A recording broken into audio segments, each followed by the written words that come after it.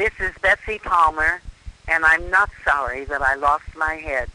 It's been worth every moment of it. All right, and we're back here at the Station of Decapitation Without Your Head, and we are joined by Bunny Wonderland. How are you doing tonight? I'm doing well. How are you? Wonderful. Even better It is now. great to have you on. It's been a while coming, and it's great. How's life? How's the show? Life is good. Life is good. Show is going well right now. We just, let's be real, just finished up our first installment of our summer season with Lost Boys last month. That's excellent. And that was a blast.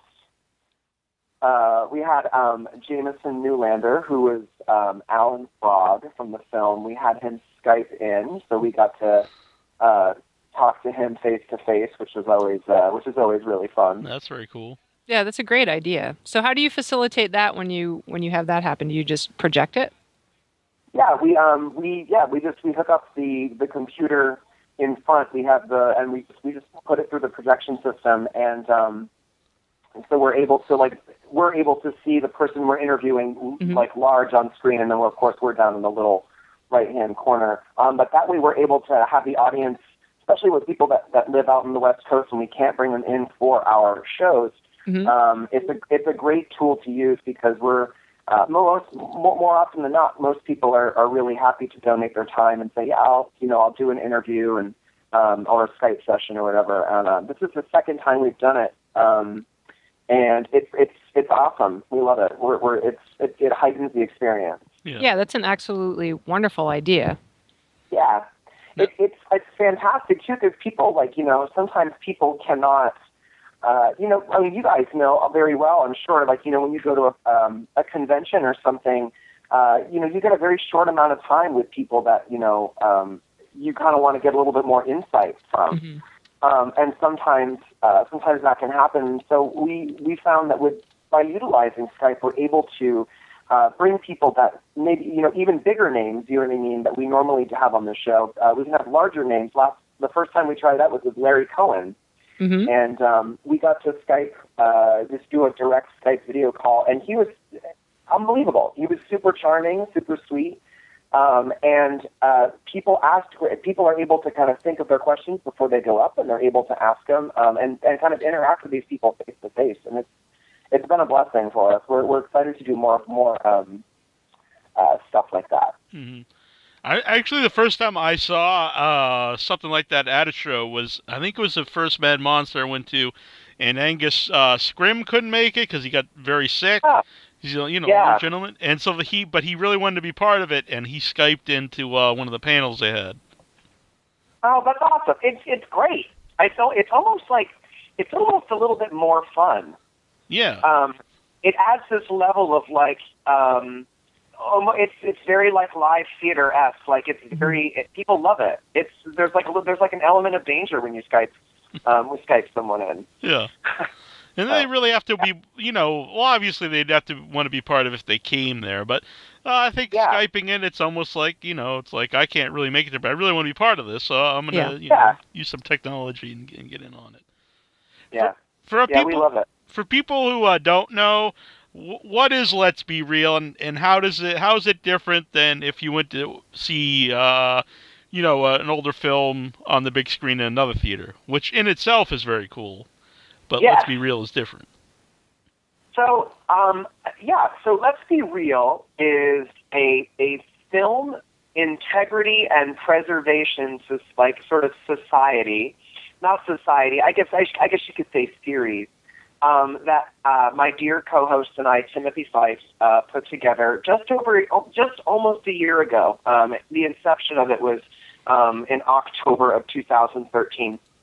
But we both were really big fans of going to see going down to the Coolidge Corner Theater in Boston and seeing Female Trouble at midnight, or going to the Brattle and seeing their midnight series, and we love that. But we got tired of kind of doing that. And of course, I work at Seacoast Repertory Theater as its arts programmer. So all of the things that are not musicals and plays or our youth department, or like our youth productions. I take care of all the other stuff. So that's the bands, the films, the drag and burlesque shows. Like, I take care of all that stuff. So I thought to myself, well, it'd be really great to expand on our films that sometimes we show, and let's make a full kind of fun series about this. But what we're going to do differently is that we were going to add this sort of element, this live theater element, because we are a live theater, and do a pre-show before each cult film, and also try to provide someone from the industry that was in the film or worked on the film to get them to give insight to the audience. So whether that means having them there live, or again, our newest option is, of course, Skyping them in, so people can do it that way. And people have people have been super responsive to it, and of course, we're super happy with it too. We tested it out almost 2 years ago now with our first installment of Troma Fest with Lloyd Kaufman. Tim and I got together and said, hey, let's do a kind of a short film festival in homage to Troma, because they're coming up on their 40th year. And let's see if we can get Lloyd Kaufman to come out. And, of course, Lloyd graciously came out, and we did the Toxic Avenger, and we had a lot of great people for it. And we found that from that, we were able to kind of gain sort of notoriety with our cult film screenings, and we were able to develop a full series out of it. And we're on our 13th or 14th showing, and we're coming up on our 1-year anniversary in October, and we love it. It's amazing. Unfortunately, Tim couldn't be here for this tonight because he's in fucking Puerto Rico. Damn. Who goes to Puerto Rico at the hottest time of year? Like, you had to have gotten some sort of he's fucking got to get some sort of deal, because honestly, like, why are you leaving to go to Puerto Rico? It's like perfect here in New England. Mm-hmm. You could look out the windows. Whatever. Oh, we'll have you both on again, though. So how did this... So you mentioned that you really got together over the Troma aspect. How did you guys end up bonding to make this come about? Because Neil and I know that it's finding that right partnership to do these creative endeavors is not always easy. God. Oh, yeah. No, of course not. Tim lived... Tim was dating a friend of mine the first time I met him. He was dating my friend Jeannie, and they came over one night, and Tim had never been to my place, and he noticed that I had a movie poster on the wall. I don't even remember what it was at this time. And he was like, oh, that's awesome. Whose is that? I said, that's mine. And he said, oh, well, are you into film? And I was like, I'm totally into film. And I showed him my film collection, and I thought he was going to fucking die. He was like, I live right around the corner. Why are we not best friends? So... and Tim, coincidentally, writes music for independent horror films. He does a lot of music for Richard Griffin's films. I don't know if you're familiar with Scorpio's film releasing. But they did none of that. Disco Exorcist, Murder University is their newest one. I know Disco Exorcist, yeah. Yeah. So Richard did all those films. Tim does all of the music for his films.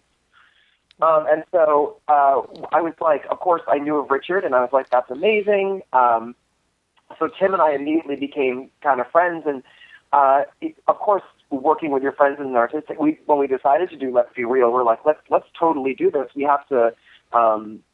definitely have to trust each other when it comes to kind of putting this series together. And the greatest thing about Tim and I is that Tim and I actually, as much as we both love film and we love a lot of the same things, we have very different tastes in what we're super passionate about for film. I, of course, am obsessed with 80s horror, 80s camp horror, really into sort of the nostalgia, like the children's stuff. Like, I love Labyrinth and Return to Oz, and all of those films like kind of go over Tim's head. Tim is really into the more like the exploitation and sort of the grindhouse, really grimy, gritty kind of stuff. And so he and I complement each other very well, because we always, Tim always has a discerning sort of really artistic kind of like, these are art house film perspective on things, and then I'm like, let's just show Labyrinth every night.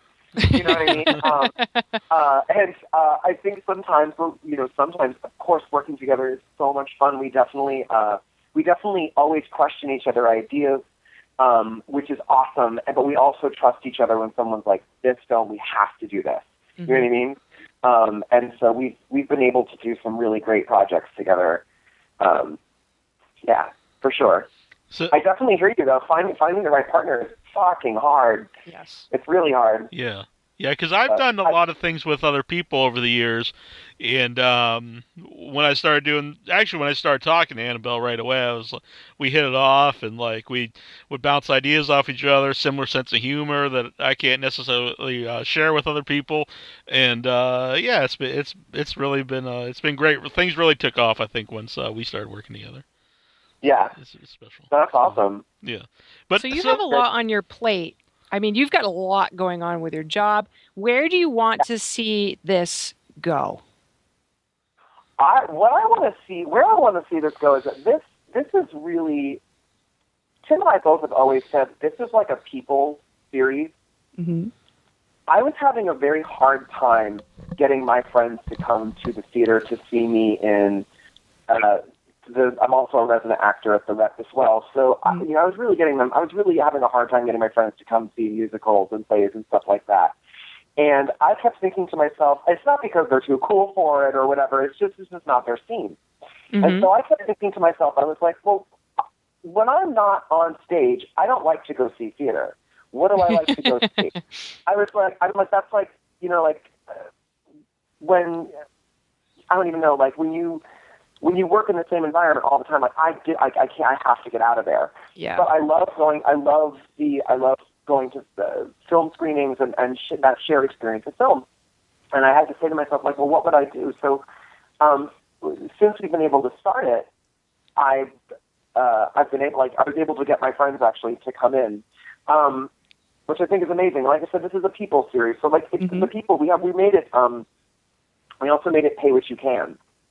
Yeah. So when you come to the Rep and you see Lost Boys, or you see, we had a fantastic exhibit for Gremlins when we did Gremlins.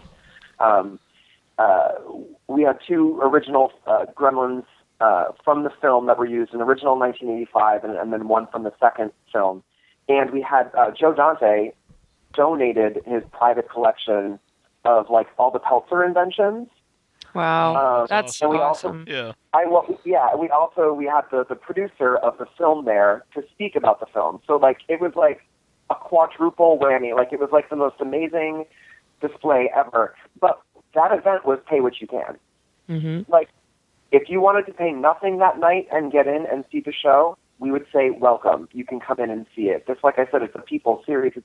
We're not catering to people that have a lot of money, that can give a lot of money to the theater and to keep it going. But if you get your friends and you get your friends first and foremost to come and see something that you do, and they actually have a good time, and it's not just one of those things where they're like, oh, I got to go do this. They're like, I actually had a blast. Mm-hmm. Like I think that's kind of where we want to see it go. We want to see it reach a different demographic. Of course, our demographic is a very niche demographic, and we're going to cater to them. We're not catering to the people that are going to come see, Pirates Penzance or Godspell this season at the theater. Of course, those are amazing shows, and our other programming is amazing. But we have a very different demographic that we bring in. But that demographic is important, especially for a nonprofit theater like ourselves. To expand our programming, and I've really been excited to bring the weirdos to the theater. You mentioned that Timothy likes like the grindhouse gritty films, and you're kind of the '80s slasher and other things. So whose pick was Friday the 13th? Because I can kind of see that being either. So funny thing is that we were thinking about our summer season. We said, what is the first movie that comes to your mind when you think of summer? Mm-hmm. And my immediate response was Lost Boys. I don't know. I always watch Lost Boys in the summertime. It was just a movie that I feel like kind of embodies summer. It has that kind of adventure-y, kind of just out of school, kind of feel to it, excitement. So I always think of that. So he was like, all right, fair enough. And I said, what do you think? And he said, I don't know. I don't know. I think of like Friday the 13th. And I was like, oh my, that's perfect. I said, that's perfect. I said, we have to do something like that. Of course, when he said Friday the 13th, I was like, that's perfect. It's perfect. Wait, what else could we do? And so we debated for a really long time. It was going to be Roadhouse at one point. I think we were also supposed to do Willow, which is crazy. Like, I was like, why, these are not summer films. What are we doing? And so we came back to it. We actually came back to Friday the 13th and decided on Friday the 13th. And I knew, too, like, there's a plethora of people that we could pull from that would probably give some insight for this film. Our first choice was Betsy, and she unfortunately declined, which is always sad. But her people said that she's kind of taking some time to do stuff, and I was like, that's totally fine. And then my second choice, and the choice that I actually think actually makes much more sense for us, is it was Ari, and he like got back to me real quick. He was like saying, what can we do for a pre-show? This sounds amazing. Let's figure this out. And so so Tim was definitely the catalyst behind Friday the 13th. I've actually always been more of a Nightmare on Elm Street person. But it is interesting that you ended up with Ari and not Betsy, because we've interviewed Betsy and she's very reluctant to embrace what this film is all about. She doesn't. And that's not me, she's not into her own movie. She kind of plays it off that Betsy Palmer was really a good mom, and no. You ended up with by far the more fun person. Yeah. I know this. I know this now. And I'm actually like really excited. I get to take Ari up to my hometown in Portland, Maine the night before, up to Coast City Comics, who also graciously sponsored Ari coming to the theater.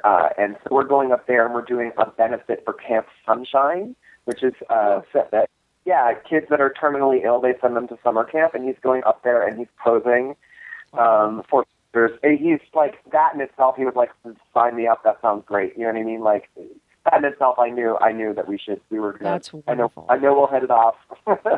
That's really nice to hear, because Neil and I are both friendly with him, and that's really cool that you guys are coming together, and that's very nice. It sounds like a great partnership where you're doing good things. And I really thought he was a perfect fit for Let's Be Real, because his stage act is a little quirky. He plays a machete guitar, and I was thinking if he performs, which I understand he's going to before the movie, I just like, that's really a perfect fit. That's gonna be So he actually, I won't tell you what we're doing. I can't, because it's a surprise. You have to just come and see it.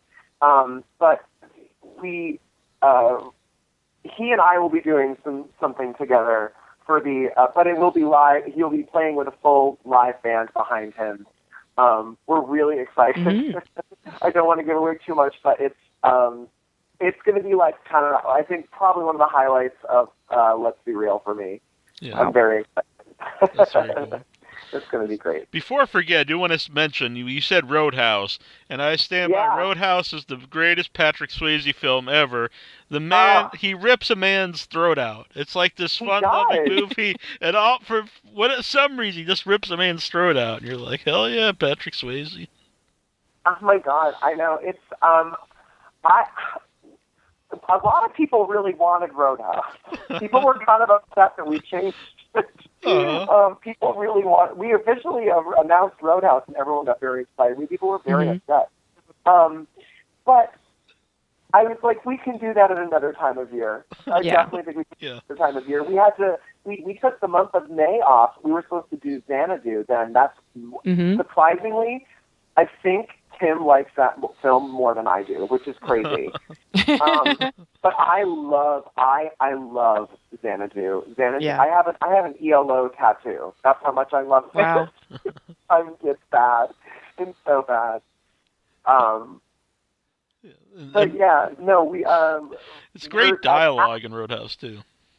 What'd you say? There's great dialogue in Roadhouse too, and there's a scene where they're like in his where he's got all his trophies. And he's like, the only thing missing in the trophy room is your ass, and it's. Oh my God, the sex scene in that is just so. It's like it's the only time he's got a shirt on in the whole movie is when he's having sex. I do feel like I love Roadhouse. He looks like he's inside of her, though.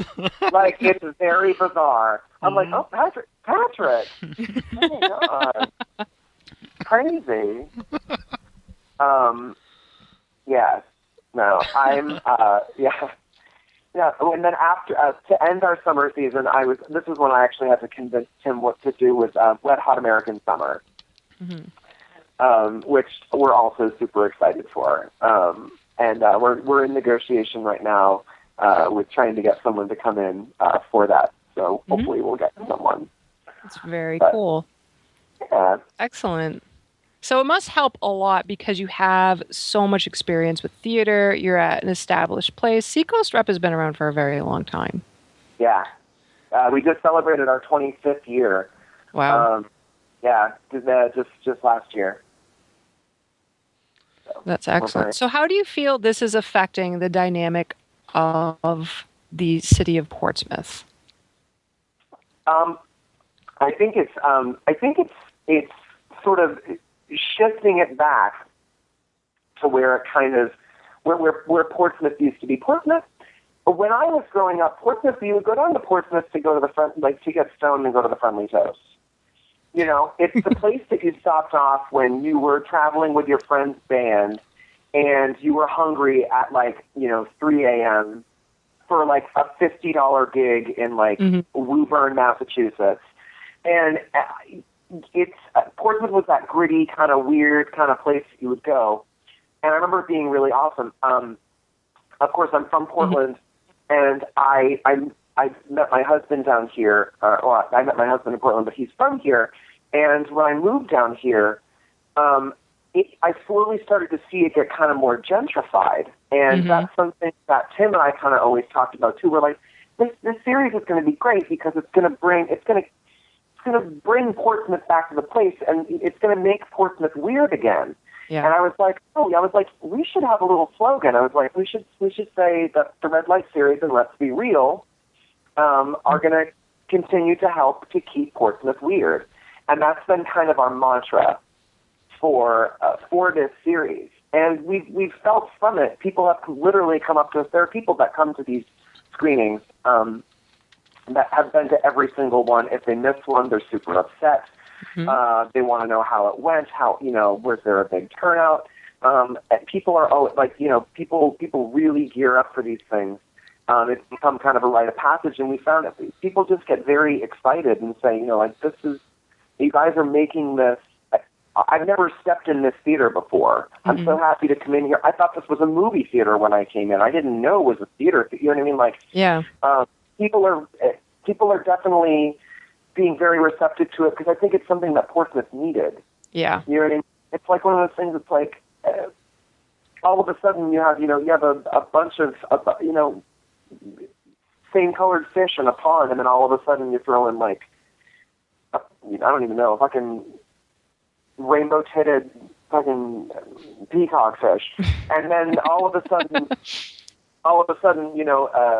everyone's like, oh, what's that? What's going on? Oh, we got a lot of really great press about Let's Be Real, because I think we're the only people that are doing stuff, that are doing anything like that. I mean, we're bringing people like Lloyd Kaufman and Ari Lehman and Larry Cohen, Mike Fennell, these people, we're bringing them to a really small kind of tight-knit artistic community that people, that's slowly starting to become more family-friendly, and now you can't play music outside, and there's all this crazy shit that's going on in our town, and we're kind of like, these people are like, no, let's keep it weird. we'll continue to keep it weird. We're gonna try our best to artistic effort to make a stamp on this community. But also, like I said, it's about the community. It's not about making money. Tim and I don't make extra money from doing this. Tim does not get paid to do what he does. He doesn't put all the time, the emails, all that stuff, nothing. He does not get paid to do that stuff.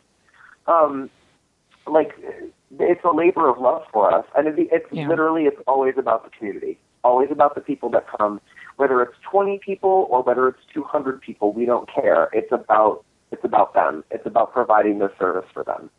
So how does it feel? Because not only are you doing that and you're creating this fun culture that really...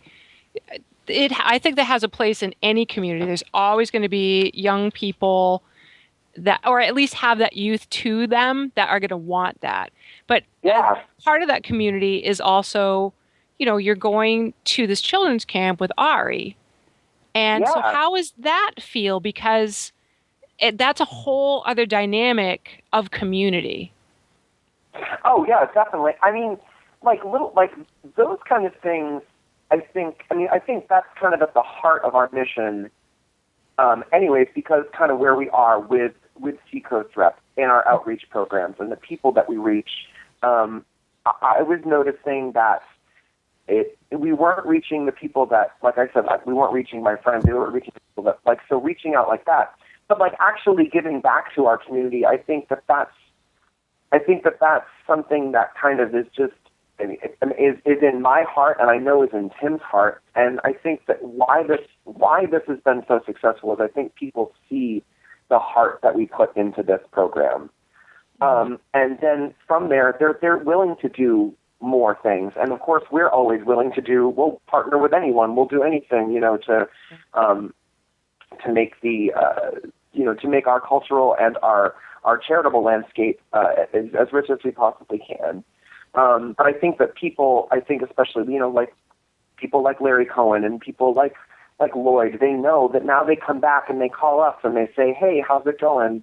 Lloyd has been an innumerable, I don't know how many times he has helped us and helped us get the next person, or point us in the right direction, or said, that film will work, this film won't work. You know what I mean? He's always been really good about that.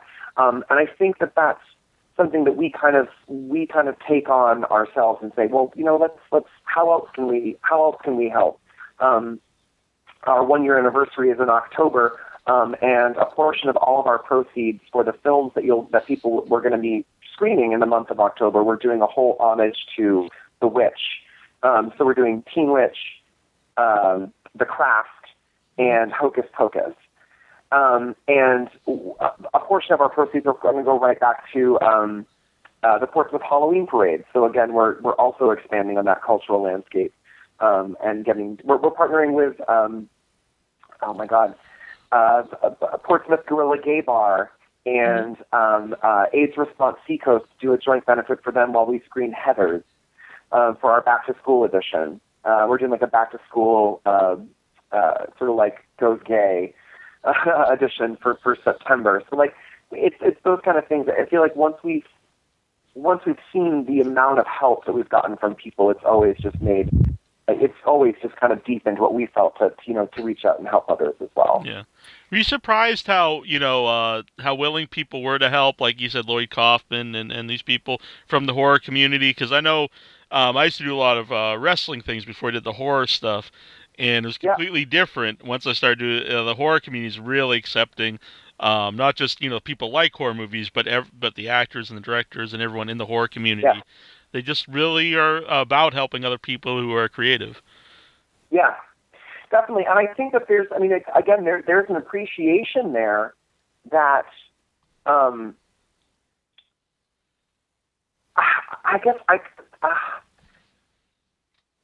this is probably one of my favorite stories ever. This is the only way I can describe this. So Tim and I went on.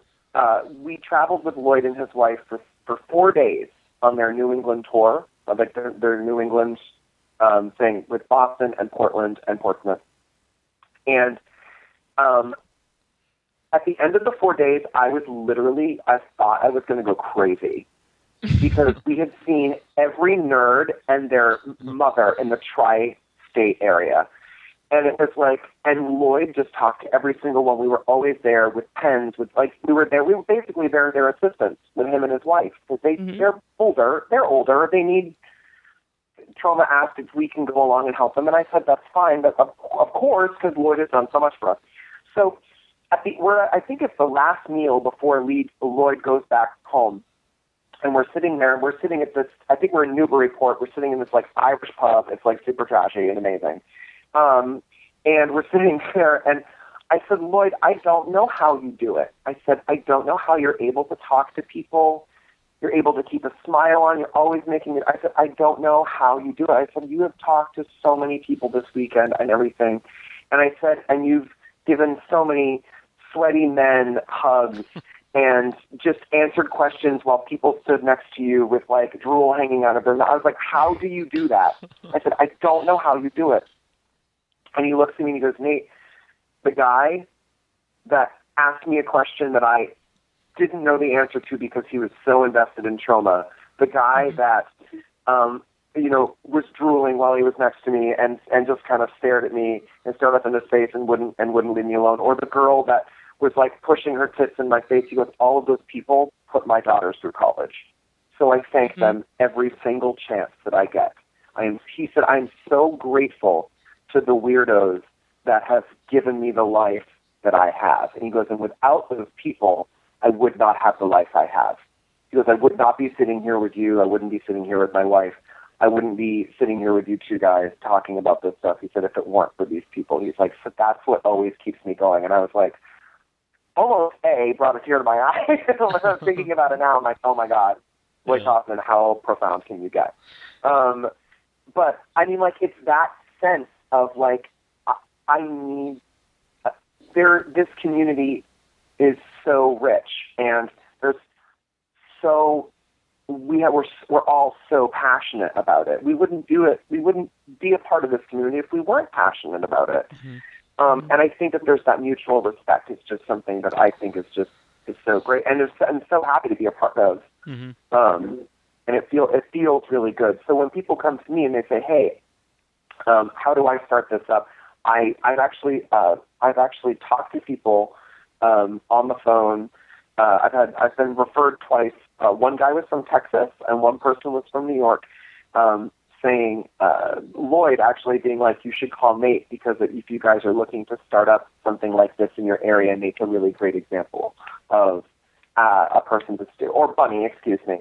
You should call Bunny and talk to her and say, hey, how do we start this up? And so I've done that twice now for Lloyd.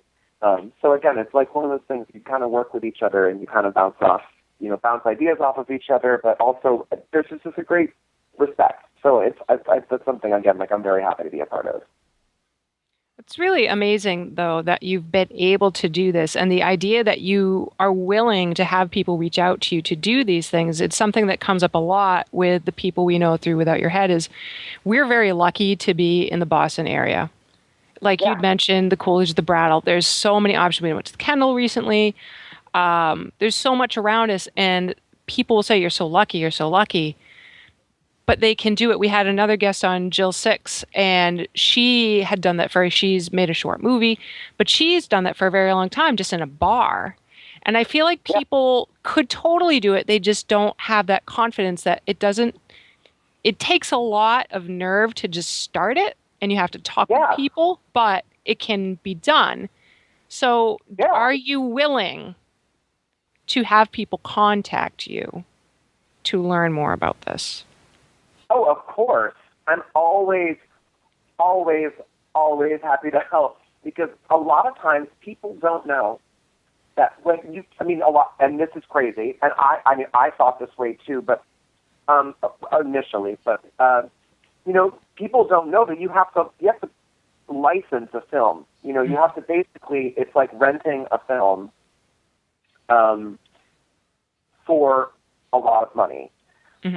And my side of it was, how do we make this so cost effective that we don't, that the theater isn't paying for these films? Well, I found a sponsor, and our sponsor for Let's Be Real I've actually found two have always been Bull Moose Music and the Press Room.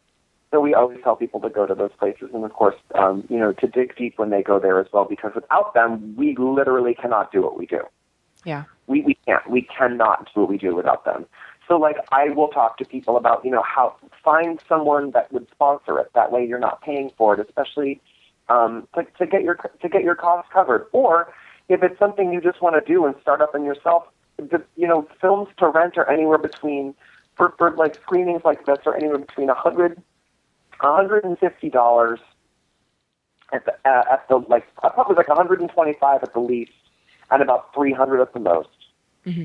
So if it's something that you like, if you wanted to do with your friends or something, you could pool in together. It's not like it's an exorbitant amount of money, but it's just getting to that point where you go, who do I rent it from? There are two companies that you can rent from.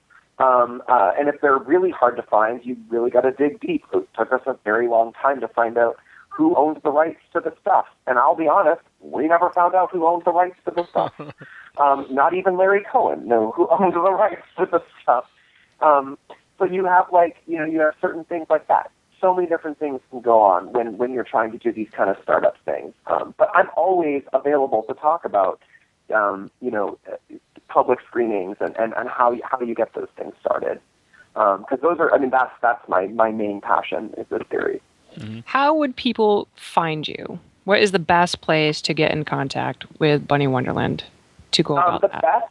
The best way to get in contact with me is actually just emailing info@seacoastrep.org. That's the best way to get a hold of me. That's my email directly at work. It goes right to me. And you can find out, with that, when we get your email also, we can always be updated on what we do for Let's Be Real. But yeah, the best way to get in contact with me is probably just through email. Just want to mention real quick, we had just saw Lloyd Kaufman again in Atlantic City, and he totally remembered doing the interview with us at the Seacoast Rep for Let's Be Real, and he's just a great guy. He's so genuine. Yeah. He's really warm. Both him and his wife, lovely people. They are amazing. He actually, when you come to see a film at Seacoast Rep, or for Let's Be Real, he did our promo trailer. Mm-hmm. So before you come to every show, you get to see Lloyd Kaufman talk about Seacoast Rep and Let's Be Real. It's like amazing. You know what I mean? Like having him do that. Yeah. But again, as another perfect example of him being like, yeah, man, like I'll totally just do it. Like, what do you need? Send me the script. I'll film it in my office.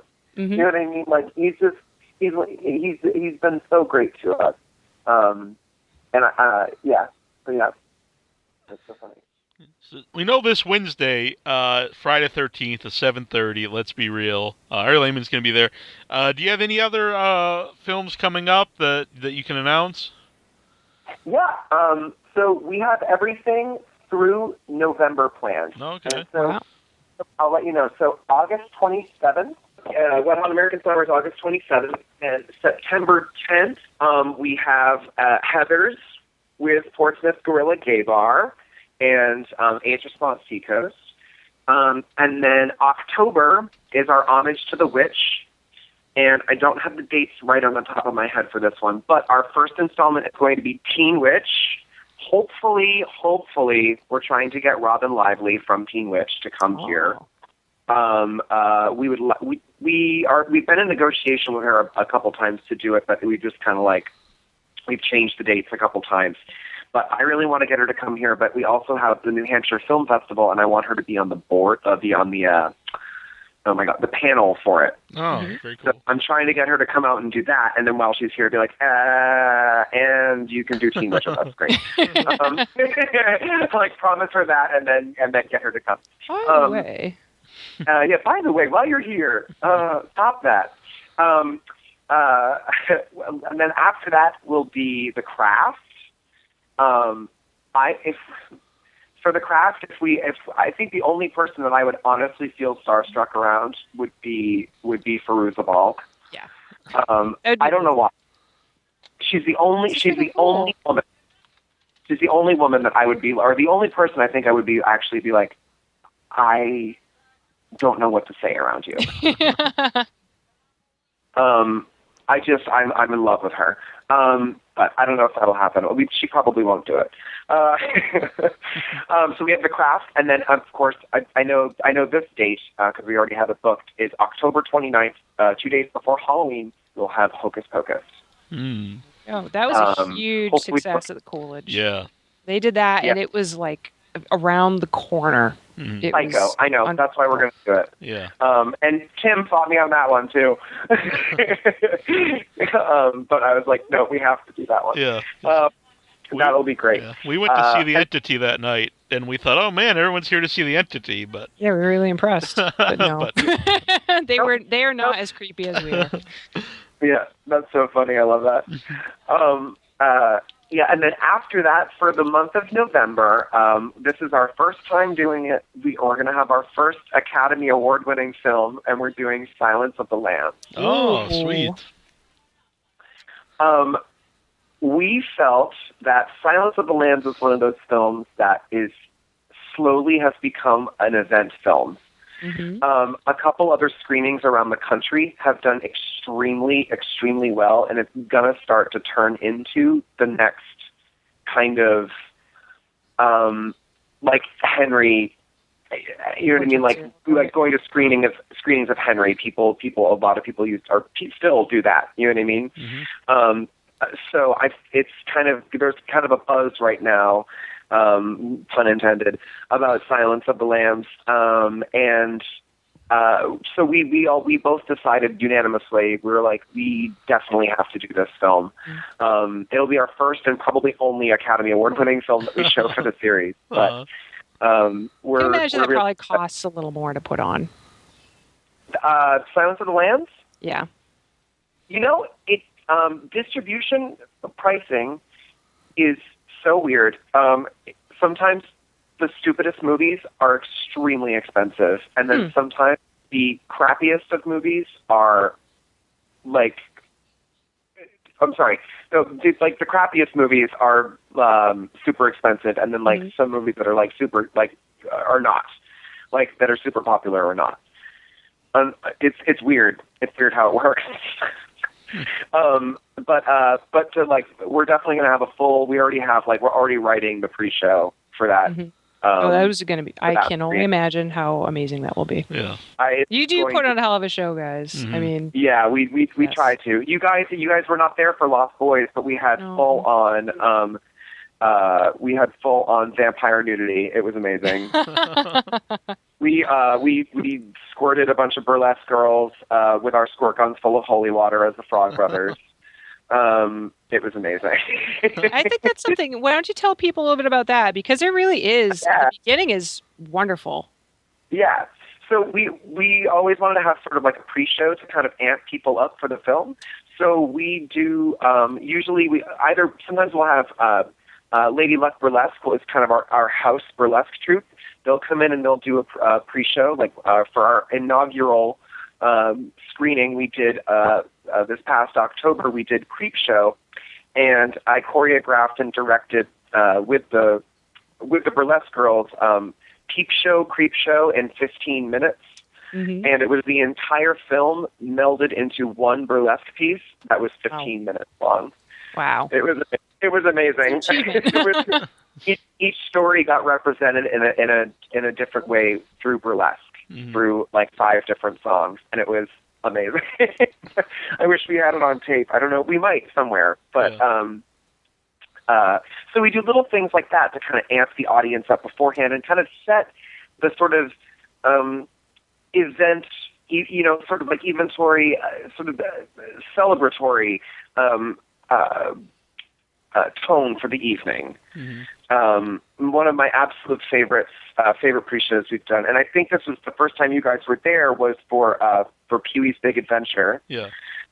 We had the original bike from Pee-wee's, or one of the original bikes there that people could take photos with. That was also probably one of my favorite. That's up there for my favorite screening we've had thus far. that audience was so amped up and so crazy. But we did a tequila flash mob. That was one of my favorite ones. So Tim and I did the sort of a Pee-wee dance-off, and then we had 15 of the girls from Lady Luck Burlesque kind of pop up throughout the audience dressed as Pee-wee and come down and dance with us to tequila. That, like, little stuff like that, you know what I mean, that we kind of, this is all done, you know, like, with lighting and, like, sound cues and, like, microphones, and, like, it's actually, like, it's, you know, like, it's a little pre-show. It's a little show, a little taste of theater before you watch the film. But again, that tone is needed to be set. Just so when people watch the films, because some of the films we show are not that great. And it kind of helps people. It eases people into it, and also, like I said, just sets the tone for the evening. That it's, you know, we're celebrating these films. We're preserving their artistic integrity and how they're meant to be seen. And when you do that, we try to, you know, we try to embody that spirit as much as we can. Yeah. Now, when you're doing that for Silence of the Lambs, and like you said, this is that won multiple Academy Awards. Are you still gonna keep the same kind of tone for Silence of the Lambs?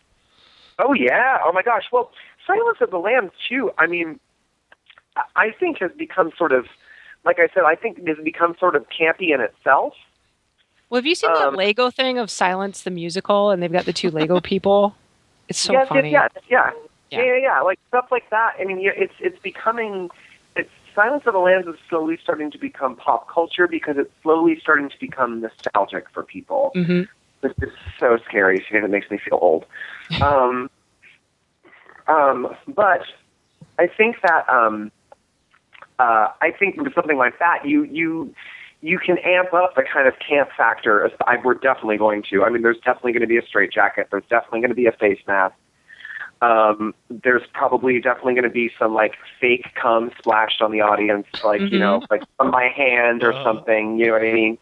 But, like, any film that is, I think, highly quotable is slowly will turn into a cult film. And I think that because Silence of the Lambs has been shown so many times on television, it's on Netflix.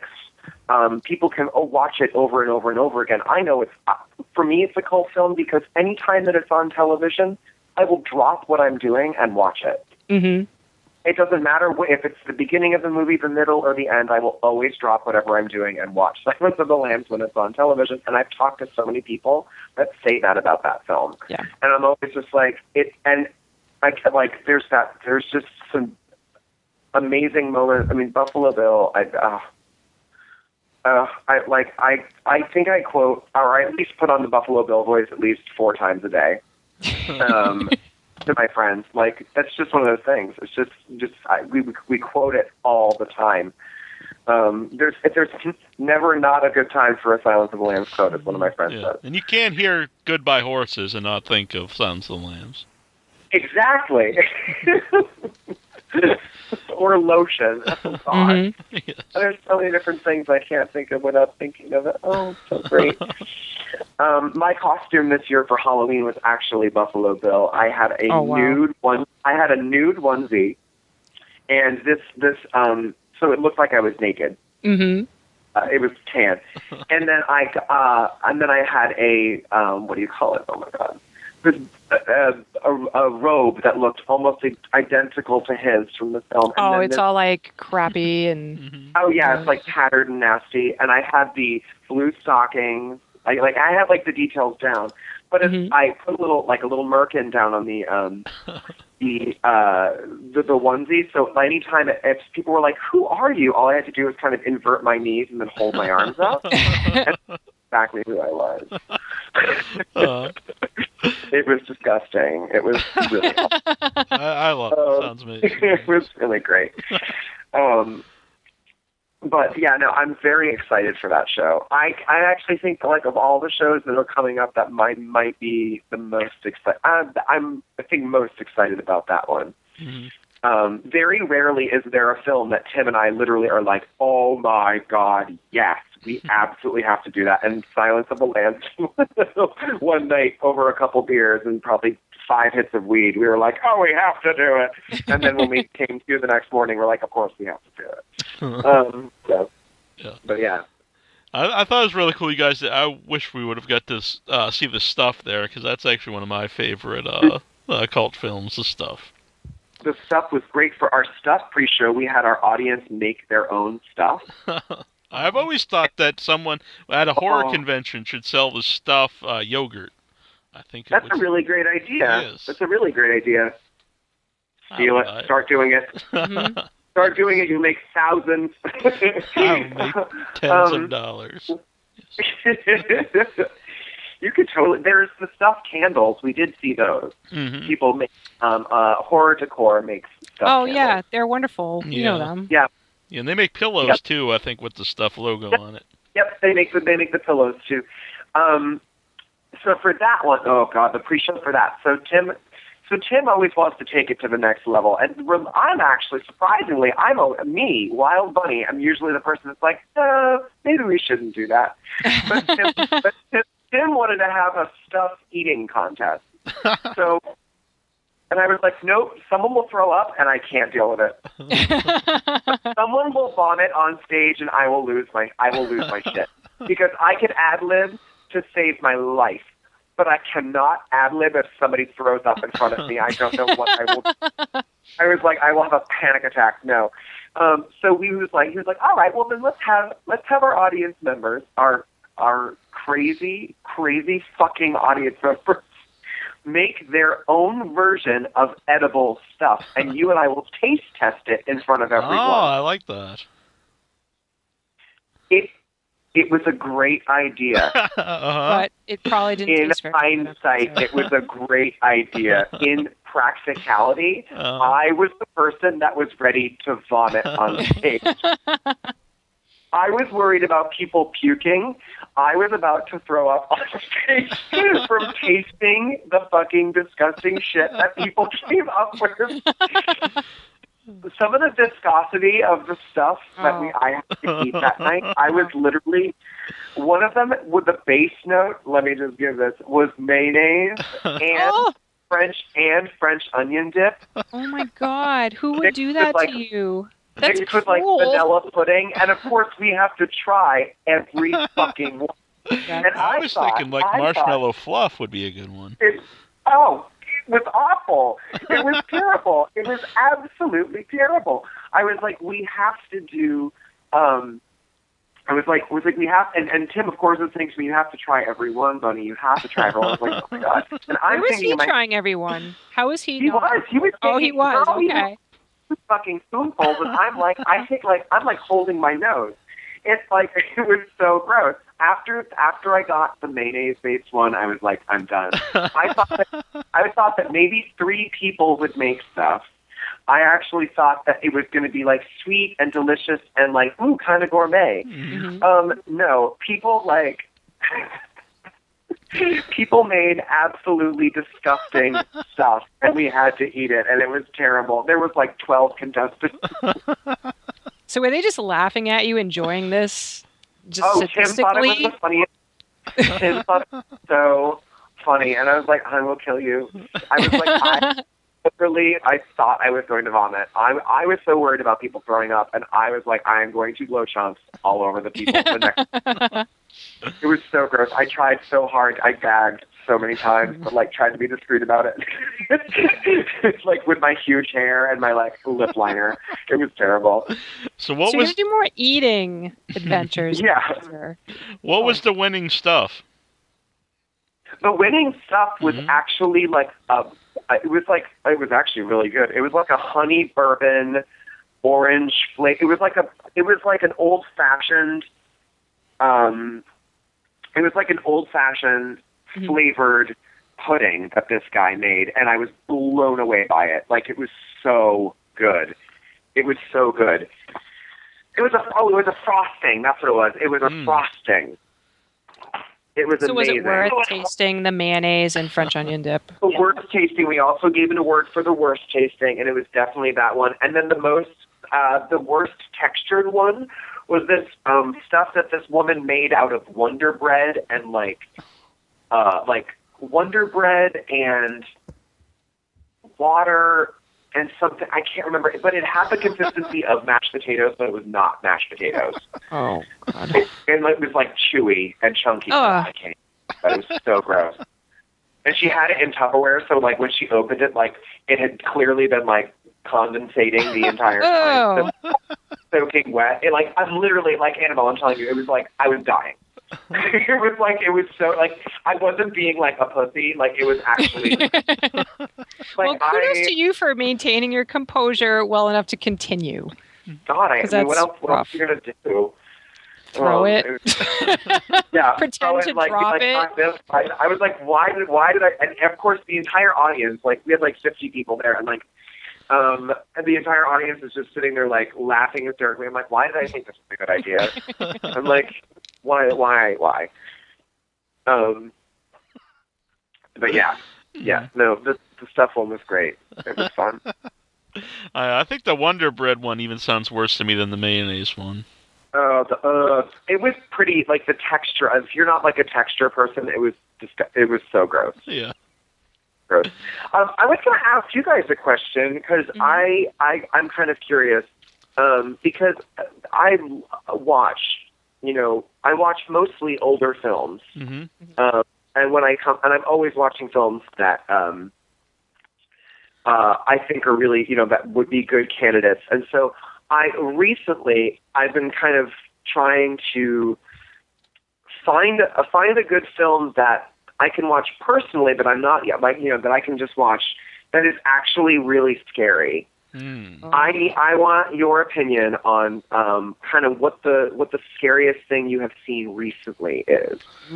For like a new film, or just that we've seen recently? Could be a newer film. I would say in the past. Let's say I'll give you this. In the past 2 to 3 years. Wow. None. I don't know if I've been scared by any movies in the past 2 years. There's some movies that are dark, that are good dark movies, but they're not scary movies. I don't know. Scary movie. Yeah, it's hard because we actually usually prefer older films too. Yeah. There's really not even too many new movies that we even liked. Never mind, like that were scary. I know. Man, that's terrible. That it's a horror show. And we can't think of a good scary movie from the last couple of years. Well, that just goes to show they have to start doing stuff different. Yes. I remember, like the last time I was really scared during a film, and probably just because of my age at the time, but like I remember The Ring being very scary to me. Yeah. Like giving me the heebie-jeebies. House of the Devil gave me the heebie-jeebies. Oh, that's a great movie. movie. That's a really good movie. Yeah. Yeah. House of the Devil was great. I would love to get we should get Ty West. Yeah, that would be a good one. His recent movie is pretty good. It's almost like a retelling of it really is a retelling of Jonestown, his new film, The Sacrament. What is it? The Sacrament. That's a new Ty West movie. It's basically like Jonestown. Okay. Oh, okay. I wouldn't really say it's scary, but it's a good movie. I saw The Innkeepers too. I thought that was good. I didn't. Yeah, a lot of people went crazy over it, and I think it was. Yeah, I thought it was hyped up way too much. Like if I didn't hear all that hype for it, I probably would have liked it better. But I didn't think it was as good as House of the Devil. Yeah, no, House of the Devil, I was blown away by. Beautifully made film. Incredible film. One that I always recommend to people. What else? Oh, God. What do you think? Yeah. I'm trying to... I've got a stack of like screeners and stuff here to my right, but none of them are particularly scary. No. A lot of people like VHS, but I wasn't too big on it. Yeah, those are not... I don't find that scary. The Asian stuff I did find scary. Now I feel like I've become numb to all the like weird creepy faces and eyeballs and everything. Yeah. I am... Well, after Tale of Two Sisters, I was done. I was like, that scared the shit out of me too. There were scenes in that film that rocked me. I was like, with the hand under the sink, no. I don't know how many times I've seen fucking Jaws, but every time that head comes out of the goddamn boat. Yes. We just went to see that at the Brattle, and the other everyone night. Scream? Yes, Yes. Everybody jumped Everyone and does. screamed. It was amazing. Everyone forgets that it's coming. I even jumped at that, I have to say. Yeah. Freaked out. I felt silly, but I even jumped when the head bobbed up there. It happens. And I even knew it was coming. I was like, I know this is coming, but... Oh, God, it's so funny. Yeah, so scary horror, none. No, like I like Lords of Salem, but I'm not necessarily scared by it. No, I didn't see it. I that's on my list right now. That's a movie. It's very polarizing. People either really like or they really dislike it.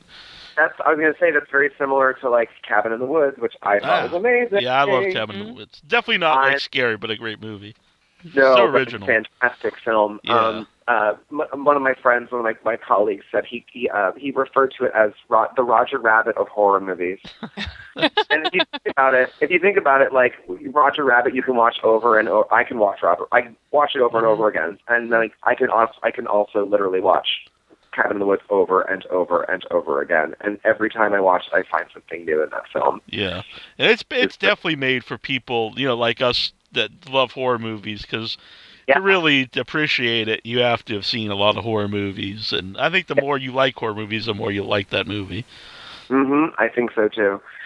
I think that some people were expecting it to be scary. My husband, surprisingly, didn't like it at all. He was one of the people that were kind of on the other camp. Mm-hmm. I always find like it. He was kind of like, it was like he's not as well versed in horror films. Yeah. So he was kind of like, I never know what he's going to like and what he's not going to like. It's so bizarre. It's so bizarre. He absolutely loved. I put it on one night and I think I went to bed, but I could hear him laughing the entire time. He loved the original Night of the Demons. With Linnea Quigley. We were just talking about that yesterday. Yeah, that's weird. Oh. Yeah. He said he said it was like one of the best films. I was like, well, if you like that, I was like, if you like that, let's watch Society. Mm-hmm. I don't know if you guys have seen Society. I'm hoping you have. I don't believe I have, to be honest. Oh, Malanta, you need to do yourself a favor. It's Brian Usna. It's the same. It's Stuart Gordon's producer. Oh, nice. Okay.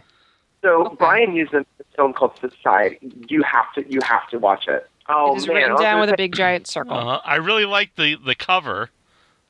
It is very cool. I'm looking at it now. Of Society? Yes. Of the mask? Yes, with the mask and the faceless people. Yes. It's not on DVD.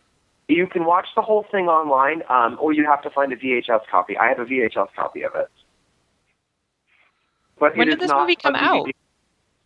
1988 or 9. Mm-hmm.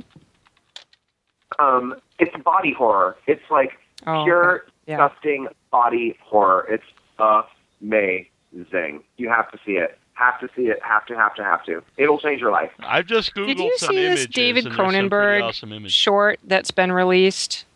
It's this. It's. I saw. No, but I saw. I mean, I saw Antiviral. I saw his son's film. I thought that was kind of bad too. But what's the Cronenberg?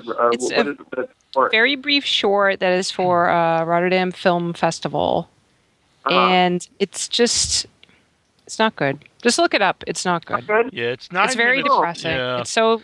Yeah, it's just. I don't know. It was because I remember seeing about it, and if you Google it, almost every website explains the same way. They're like very not safe for work, very scary. Cronenberg returns to film. Yeah, and I don't know. I don't really think there's anything remotely interesting or good about it.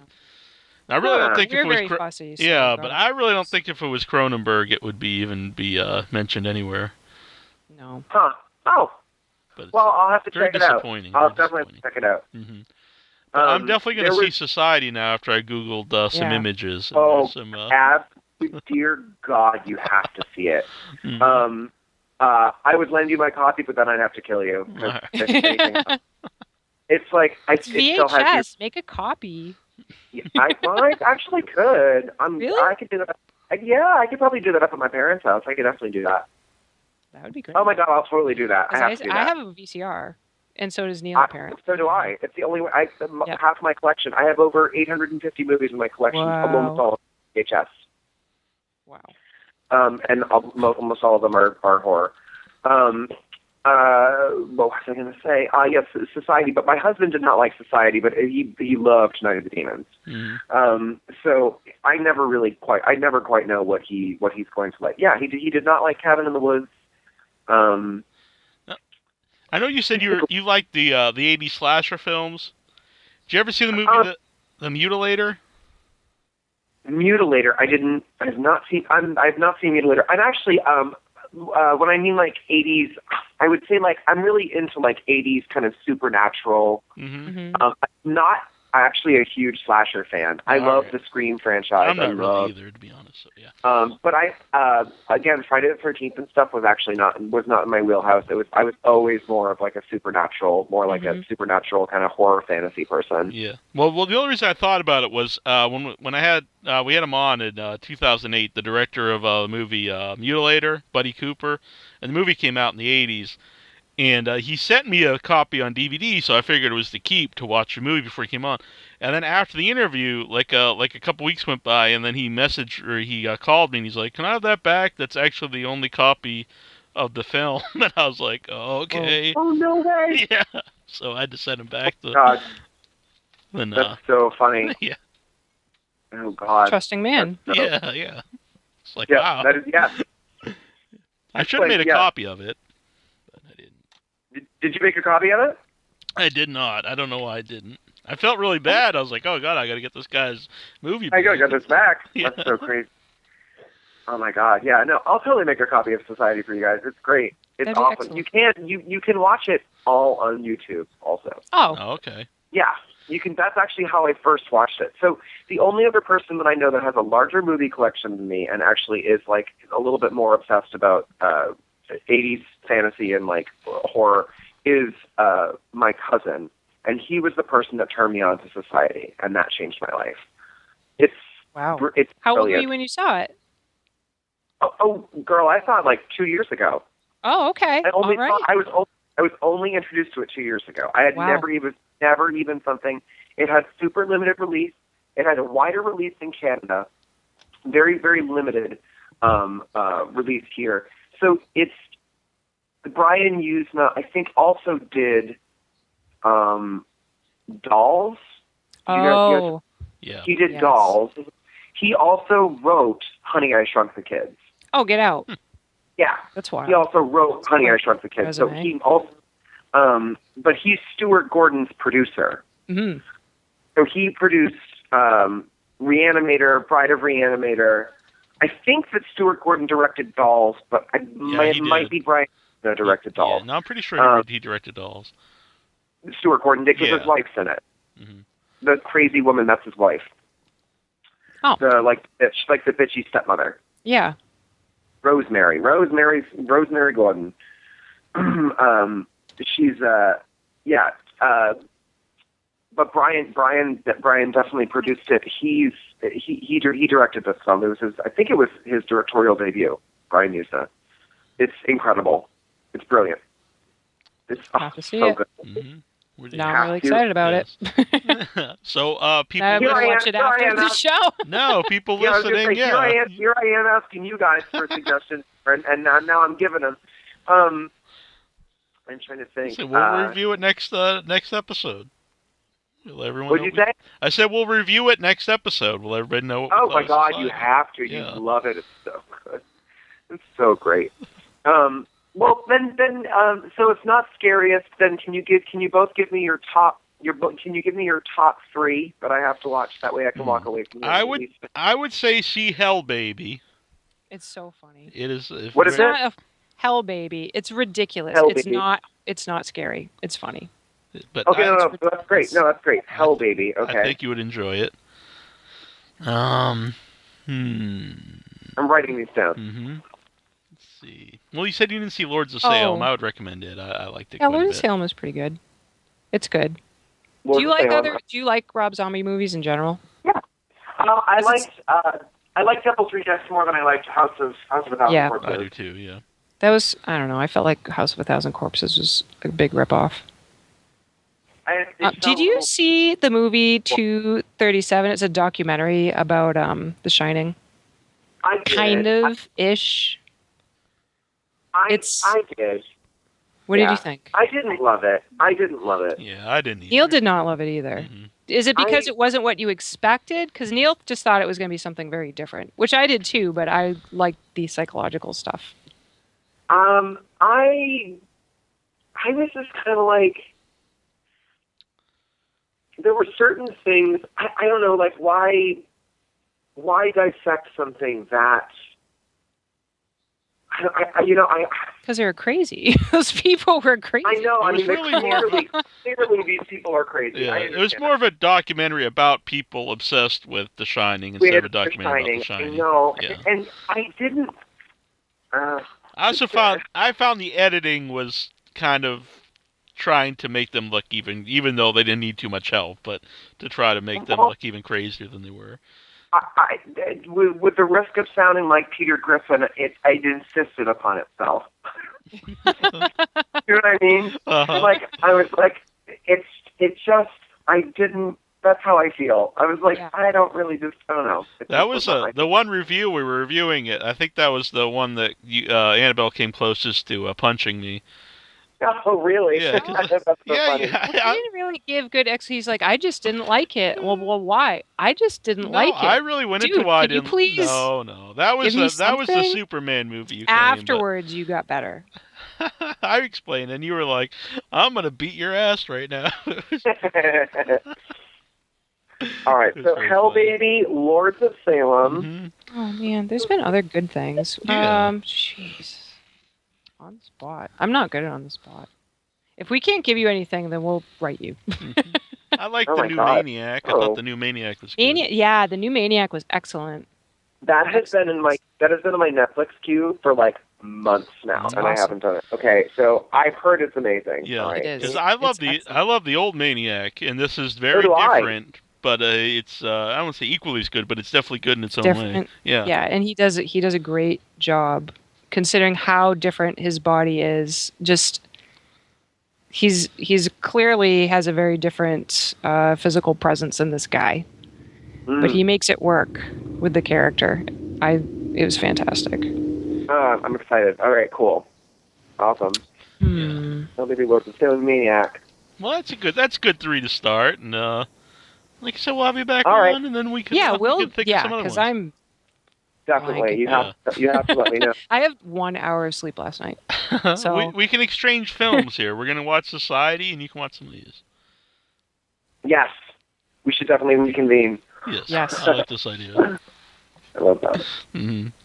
All right, well, you know what? I think we've had you on over an hour, and it's been good times. Awesome, perfect. Yeah.